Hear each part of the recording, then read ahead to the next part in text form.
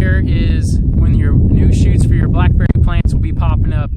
And if you have a mature blackberry farm, you're going to start getting you're going to start getting plants or new shoots popping up out of your row. And so you have a few options. One, you can sell those new shoots, or you could start a new row, or you could transplant them back into your existing rows if you have room. We're at the point where we need to sell some. We have a tremendous amount that is out of the rows, and we have friends that are wanting some. We plan on taking them some, but that just hasn't happened yet.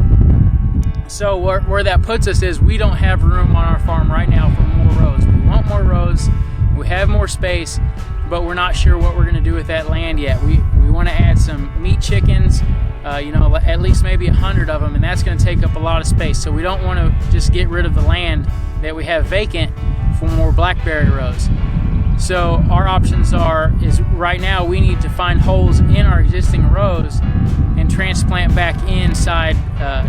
these shoots that are outside of the rows back in the rows. And only one problem, the shoots are getting pretty tall. They should have been transplanted a week ago.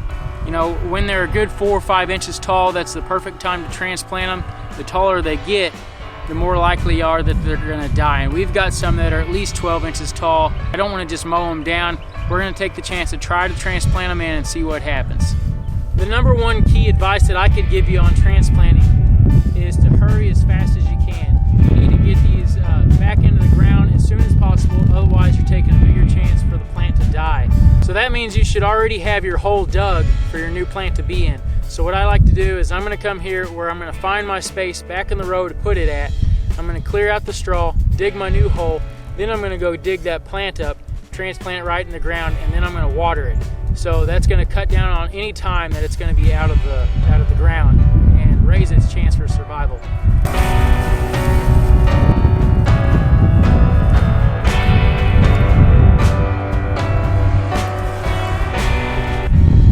As you notice, I'm planting this back in the row.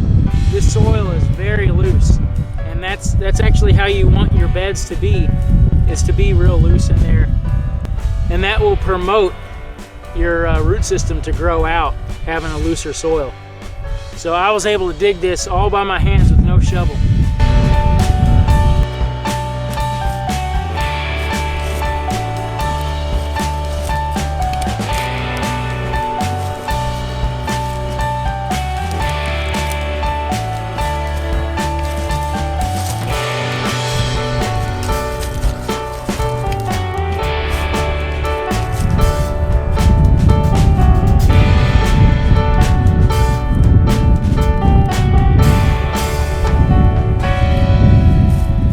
One thing I like to do is dig a lot bigger than actually what I'm going to take up, and that's going to give me a bigger root, because see, this plant is coming off of this bed that's behind me, and so if I cut it real close to the plant, there's not going to be much root left.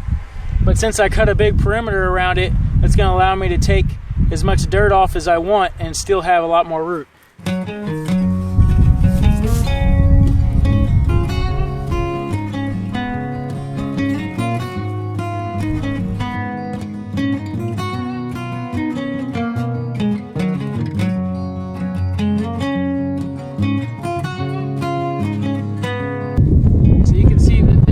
This root right here is actually blackberry root, and this here is where it actually grew off of the main row and kept going, but it decided to put up a new shoot to pop out of the ground.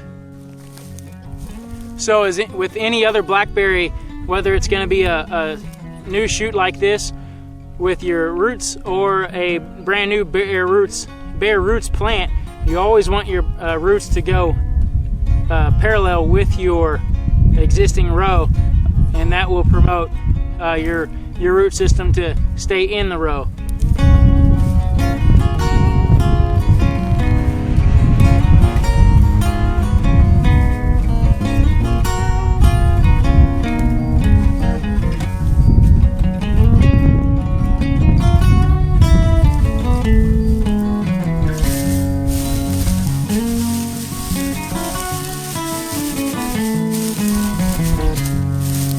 Alright, so we got it planted. I'll get it watered in here in a little bit, but we've got a lot more of of these to dig and plant, so let's get to that.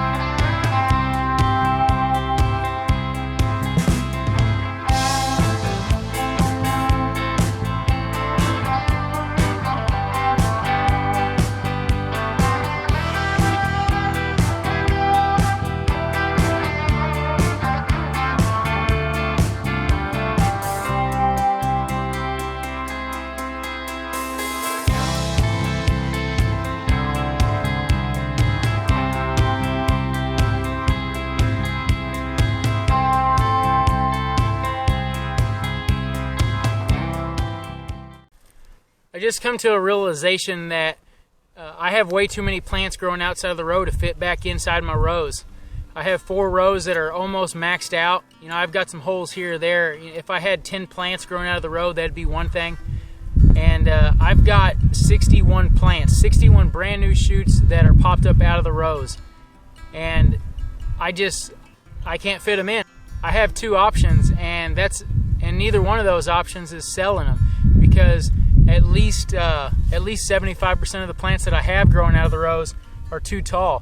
So this thing right here, being like, I don't know, 12 to 15 inches tall, is really too tall to be transplanting safely. I couldn't sell that to somebody for $4 and, you know, take the chance of it, about maybe 60% chance that it's only going to survive, because what's going to happen is this thing's established into the ground and it's going to wilt over. So it could wilt over and could take back off in the next day or so, but it also could die, and that's wasting people's money. I've stated before that we have some land down this way, but I want to use that for livestock. So my only other option is to go parallel with these rows this way, which is where my garden is. So that means I'm going to cut into the garden just a little bit. I really don't want to do that, but honestly, it's my only option. I know my wife's not going to be happy, because all that means is come harvest season, we've got another 80 plants to pick.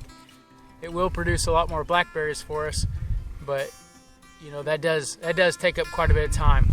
I already knew we were going to have to put on another row, because I knew that we had more plants than I thought we had, and it's not going to fit in the 4 rows we already have.